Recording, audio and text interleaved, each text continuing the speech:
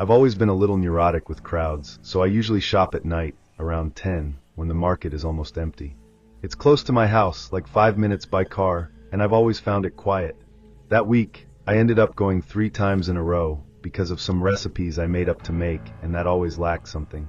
Already on the second night, I noticed a car stop further away, with the engine running, but the headlights off. It was a dark sedan. I swear I wouldn't know how to say the brand, but I remember it was in the corner of the parking lot, almost hidden in the shade. I didn't find it strange enough to worry, it just caught my attention. I did my shopping quickly and left. But the next day, he was there again, and that's when I started to get 1 foot behind. This time, when I was putting the bags in the trunk, the car passed slowly right behind me. He didn't honk, he didn't accelerate, he just walked almost in slow motion to the end of the parking lot and stopped. That made me so uncomfortable that I crossed everything faster and got into the car half on the automatic. While I was driving home, I kept trying to rationalize. Maybe someone was waiting for someone, maybe it was security. But nothing made much sense. When I got home, I went to the window on impulse and took a look at the street. My heart froze for a second. The same car was parked on the other side, stopped, with the headlights off. I stood there, standing at the window, staring, trying to understand if it was coincidence or paranoia.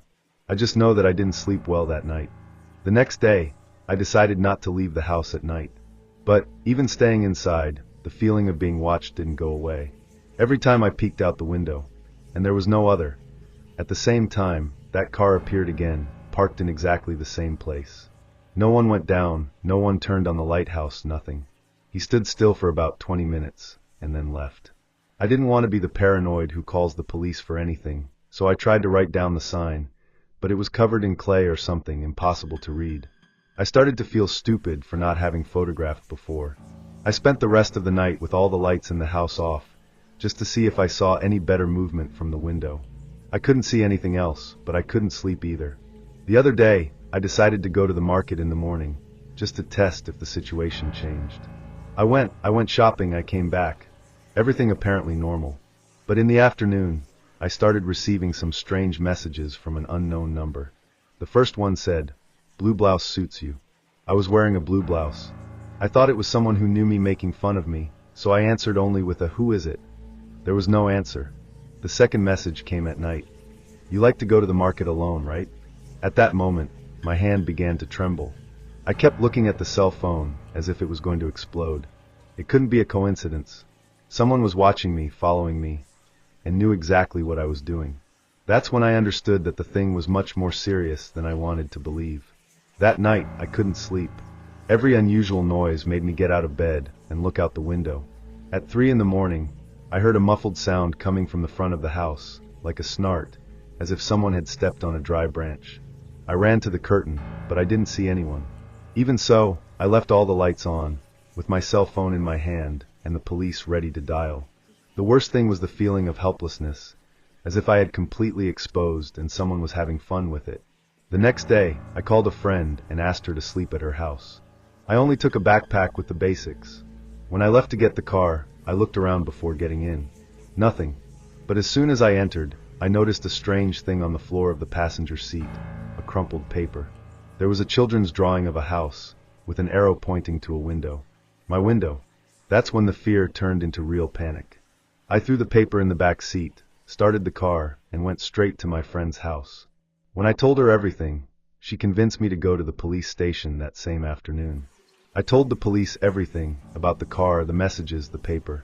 One of them suggested checking if there was something installed in my car, some kind of tracker or hidden camera. And that's exactly what they found.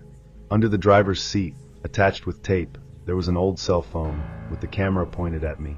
In the camera roll, there were dozens of photos, all taken from inside my own car.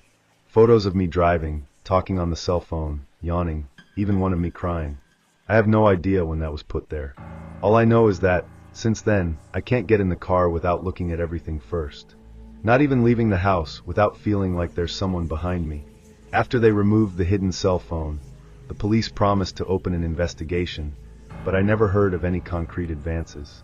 They asked if I was suspicious of someone, some ex, neighbor, coworker, but it didn't make sense. I've never had a problem with anyone at that point.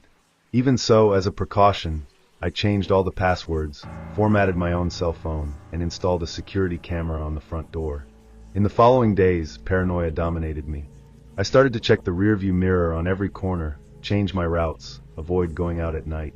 That feeling of being watched wouldn't go away. And worse, I never received any message again.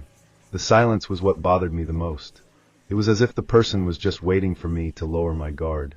A few weeks later, I thought I was starting to feel safe again. But one night, returning from work, I parked the car in front of the house and noticed something strange on the hood. It was another paper. Only this time there was no drawing. Just a handwritten phrase. "Have you forgotten me?" That killed me. I entered the house trembling, locked all the doors, and called the police again. But, as before, nothing was done. No street camera caught who left the note, and he didn't have any fingerprints.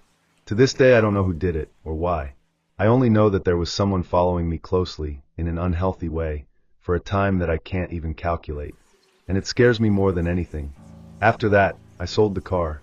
It may seem like an exaggeration, but I couldn't get into it anymore without looking everywhere as if something was going to jump from inside. I changed my number, stopped using social networks for a long time, and even changed my work hours so as not to have an easy routine to follow. The feeling of being watched took months to disappear, and even now, years later, sometimes I still look back when I'm alone on the street. It's an invisible scar that remained. And the worst thing is that, since they never found out who it was, I never had the chance to feel really at peace. All that remains is to live with the doubt. Was it someone I knew, or a complete stranger? I share this here because I know there are many people who have been through something similar, and sometimes we think we are exaggerating, that it is paranoia. But I learned in the hardest way possible that when something seems wrong, it's usually wrong. Don't ignore your instinct. I could have completely ignored that car parked in the parking lot, and I wouldn't even be telling that story today. Take care. Pay attention to the details, because whoever does this kind of thing is usually someone who pays attention to everything you don't see. And you? Have you ever had the feeling of being watched, even without seeing anyone around? I've always been the type who doesn't care much to lock everything at night. My room is at the front of the house, and the window goes straight to the street. It's a quiet neighborhood, inland, everyone knows each other more or less, so I grew up getting used to sleeping with the window half open, only with the curtain pulled to the side for a wind to come in. I've never been afraid of that, but there was a specific dawn that made me totally change this habit. I woke up out of nowhere, without any noise, just with that strange feeling that there was something wrong. I opened my eyes and, without even getting out of bed, I looked towards the window. There was someone standing across the street, leaning against a pole. But it was as if the person was looking straight at my room. It was just a silhouette, dark, motionless. The street lighting made the contour very visible, but you couldn't see the face or clothes, only the shape. I stared at it for a few good seconds, trying to understand if that was really a person or just my head playing tricks. I even thought it could be a resident waiting for a ride, someone coming back from church. I don't know, but it didn't make sense for someone standing there at 3 in the morning without moving. After a while, I convinced myself that it must be paranoia. I closed the curtain more and went back to sleep. But this was repeated the next night. Same time, same post. But this time, the silhouette was closer, in front of my sidewalk. The next day, I started to feel more uncomfortable, but I still tried not to pay much attention. But that continued. Every night, the silhouette got closer, until on the third night, I was already afraid to look at the window.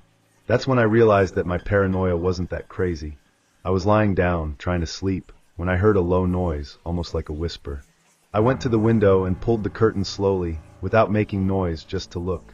When I saw it, I almost fell out of the window. The silhouette was there again, but now it was much closer. And this time, it was as if he was watching me. Suddenly I heard a whisper. "I know you see me." My skin became cold instantly. That night, I locked the window with the lock I never used, and even pulled the curtains harder. Fear began to take over me. I was sure someone was there, outside my house, watching me. The worst thing is that the whisper seemed real, as if someone was talking very quietly outside. But the next day, I thought it was all just my mind playing tricks. What happened that night made me tense, but no big deal, right? But not. What happened the next morning was even stranger. I heard a noise of fingers scratching the window glass.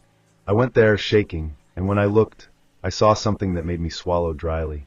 There were finger marks on the outside of the glass, as if someone had stood there, motionless, for hours. From that moment on, I began to pay attention to everything around me. The little things began to accumulate, and I no longer knew who or what to believe. The next day, I looked at the garden and noticed that some plants were stirred. The floor was marked with small footprints, as if someone had passed by without being noticed. I thought someone had entered my backyard, but the fence was closed and nothing was out of place, except for the footprints. The feeling of being watched increased every minute, and it didn't take long for something even more disturbing to happen. My food, which I left on the balcony to get the fresh air, began to disappear. It wasn't just an apple or a piece of bread. It was a whole meal. I couldn't explain that. I couldn't sleep at night anymore, and the worst thing is that not even my family believed in me. I was getting paranoid, and I know it, but the fear was real. Every night seemed like a struggle to try to fall asleep, and the worst thing is that, even with all the security measures, the feeling that someone was outside, watching me, didn't disappear.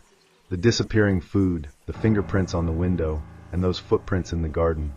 All this didn't make sense. But what made me completely scared was the day when I finally decided to tell the police. The moment I went to leave the house to file a complaint, I saw something that froze my spine. There, on the corner of the street, was the car that I had started seeing weeks ago. But now he was standing exactly where I had seen him for the first time, only this time, there was no one inside. I approached the car cautiously, not knowing what to expect. The cold wind cut the night, and the street was empty, as if no one else was there. The light of the pole illuminated the car in a dark way, making the scene even stranger. When I passed by the vehicle, I noticed something in the window, a small reflection.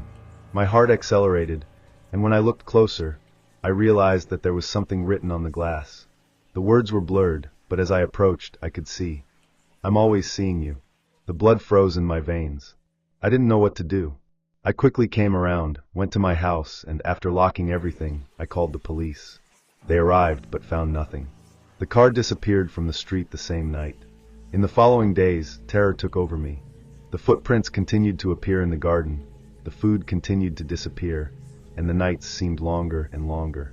A part of me wanted to believe that I was going crazy, but another knew that something was happening, something I couldn't explain. I was being followed, watched, somehow, and the worst thing is that there seemed to be no reason. The feeling of being watched, of having someone on my trail, was something I will never forget. It was as if my whole life was being thoroughly observed by someone who knew everything about me, down to the smallest details. Until the moment I moved, I couldn't find any explanation, and to this day, I'm still thinking about what happened.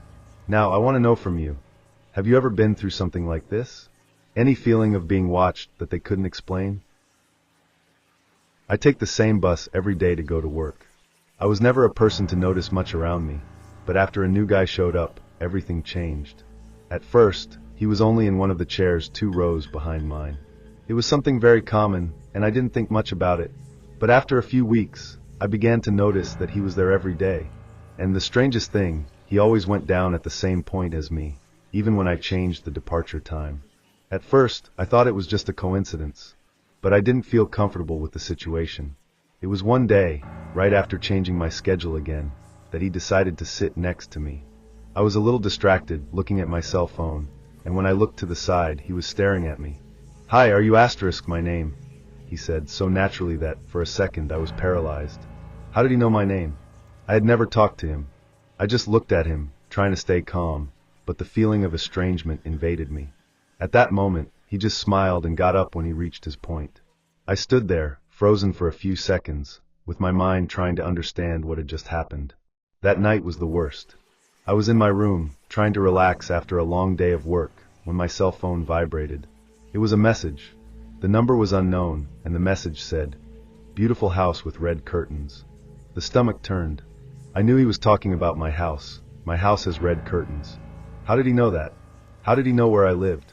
Anxiety took over me, and I couldn't stop thinking about that man anymore. He knew more about me than I could imagine. He was in my life in a way I didn't understand, and the worst thing is that I had no idea who he was.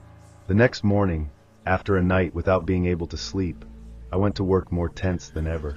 When I got home that night, there was a news in the newspaper. He had been arrested for following a woman to her house. She had managed to make the complaint before he went further. But what really gave me goosebumps was knowing that, while he was being arrested for stalking another woman, he had met me before, and knew where I lived, knew my name, and I never knew anything about him. That terrified me more than anything. And to this day, I keep wondering, how many people did he follow? How did he know so much about me without me even having exchanged a word with him? The scariest thing is that, until today, he never explained how he knew my name or why he chose me. And you, have you ever had the feeling that someone was watching your routine without you knowing the reason?